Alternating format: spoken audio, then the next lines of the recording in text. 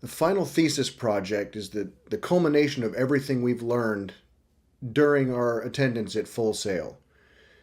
It should be designed to challenge us to push beyond what we know and to think outside the box and to challenge ourselves as we move along and begin working toward finding a career.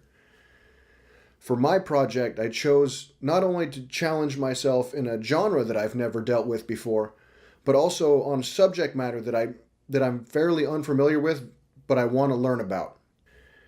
I'm a big fan of Japan. I've lived here about 10 years now, and I've never actually dealt with like the street culture or the hip hop culture. And I think this is a good opportunity for me to go out and to learn about it.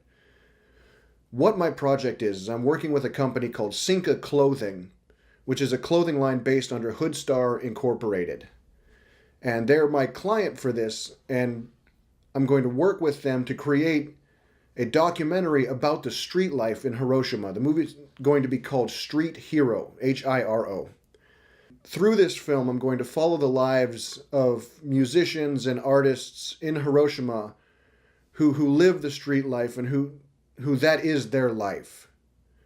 And as I produce this, I'm going to learn more about them and I'm going to learn more about the life in Hiroshima. And I'm going to use that learning journey, that journey of learning, so to speak, to bring that knowledge to the people who view my film. Since I am working with a clothing company, I'm actually going to use that film as a plug to push their product and to draw more customers to that shop.